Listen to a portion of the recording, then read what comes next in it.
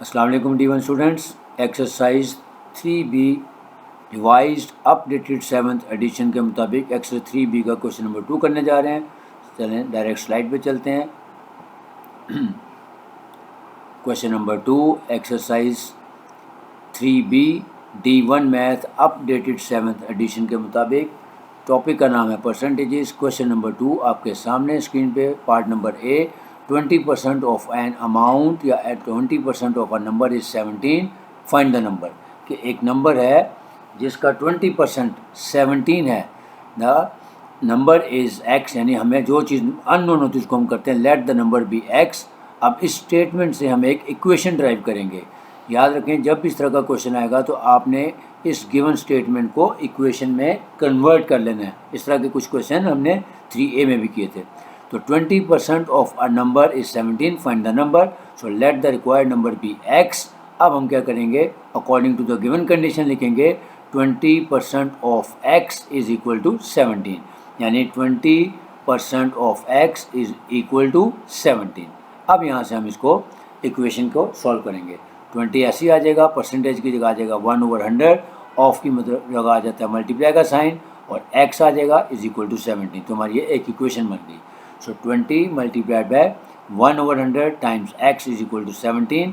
अब यहाँ पे कटिंग कर दी है, 21 सा 20 और 25 100, यानी 1/5 multiplied by x is equal to 17।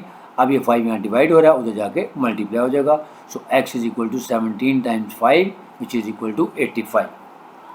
Next part number B 175% of a number is 49। Again statement को इक्वेशन में कन्वर्ट करें। Let the required number be x, then 175% of x is equal to 49। अब इसको 175 multiplied by 1/100 multiplied by x is equal to 49 बना दें, यानी इस statement को हमने इक्वेशन में कन्वर्ट कर दिया। अब यहाँ पे 25 के टेबल से मैंने कटिंग कर दी है। 25 7s आर 175 और 25 4s आर 4 होता है, यानी 7/4 multiplied by x is equal to 49। अब ये भी आपको पता है, रूल याद रखना है कि जब भी x के साथ जो कोफिशिएंट है उसका अगर ये फ्रैक्शन हो तो इस पूरे फ्रैक्शन को दूसरी तरफ ले जाएंगे, वहाँ जाके इसका रेसिप्रोकल कर देते हैं।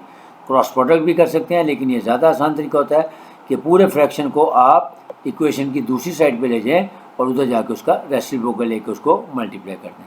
सो x is equal to 49 multiplied by 4/7 हो जाएगा। अब देखें 7 1s और 7 7s 49 होता है और 7 4s 28। सो x की वैल्यू आ गई हमारे पास 28।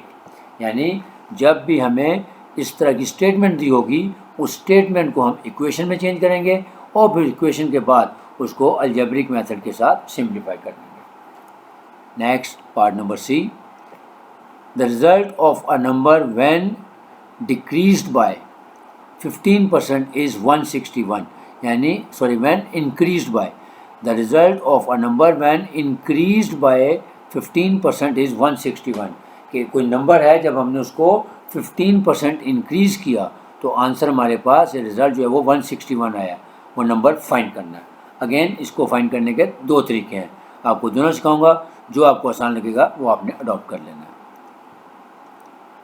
सो let the required number be x, ये हमारी पहली कंडीशन होती है कि जो नंबर हमने फाइंड करना है मेथड नंबर 1 में उसको एक्स लेट कर लेंगे। अब यहाँ पे लिखा हुआ है कि व्हेन इंक्रीज्ड बाय 15%, यानी अब एक्स को हम इंक्रीज करेंगे by 15%। So x plus 15% of x is equal to 161, क्योंकि कंडीशन क्या कह रही है कि a number when increase by 15% of x, यानी वो नंबर हमारा एक्स है तो इसी का 15% लेके उसको ऐड कर देंगे इसमें तो वो इंक्रीज आ जाएगी। तो ये हमारी स्टेटमेंट बन जाए, स्टेटमेंट जो इक्वेशन बन गई कि x plus 15% of x is equal to 161। अब 15% का मतलब हो गया 15 x प्लस 15/100 टाइम्स x, क्योंकि 15 और परसेंटेज की जगह आता है 100, तो ये हो जाएगा 15/100। अब हम इसको डेसिमल में कन्वर्ट कर लेंगे। x प्लस 15/100 का मतलब होता है 0.15। So x plus 0.15 x is equal to 161। अब ये x का कोफिशिएंट 1 है तो 1 प्लस 0.15 करेंगे तो 1.15 x आ जाएगा। तो 1.15 x इज इक्वल टू 161। अब ये 1.15 जो यहाँ मल्टीप्लाई है इधर आके डिवाइड कर देंगे। So x is equal to 161 divided by 1.15 which is equal to 140। अब ये एक उसका तरीका था कि जितने परसेंट इंक्रीज हुआ है उसको x में ही ऐड कर देंगे। अब हम इसका सेकंड मेथड देखते हैं जो ये राइट साइड पे है, इसलिए इसको दोबारा समझाता हूँ आपको।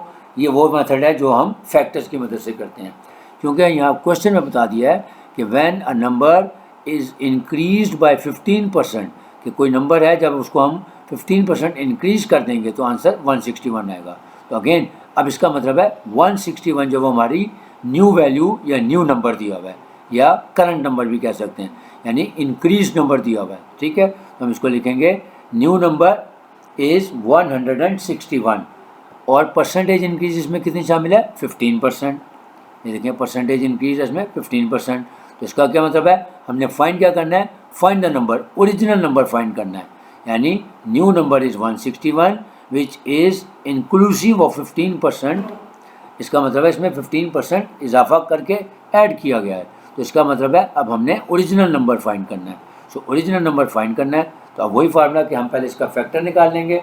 अब फैक्टर का बनाने का क्या तरीका है, क्योंकि ये इंक्रीज नंबर है तो इसका फैक्टर क्या होगा 100 प्लस 15 डिवाइडेड बाई 100। तो हम पहले इसका फैक्टर निकाल लेते हैं। So factor is equal to 100 plus 15 over 100 which is equal to 115 over 100 which is equal to 1.15। अब जो क्वेश्चन नंबर 1 किया था हमने वहाँ पे देखा था फार्मूला कि जब न्यू नंबर फाइंड करना था तो गिवन नंबर को उस फैक्टर से मल्टीप्लाई कर रहे थे, अब उसका उलट हो जाएगा। अब हमने ओरिजिनल नंबर फाइंड करना है, न्यू नंबर गिवन है, तो फार्मूला क्या हो जाएगा कि new number is equal to या new value is equal to N V is equal to old value या original value divided by factor. तो ये फार्मूला हो जाएगा, उसका रिवर्स हो जाएगा।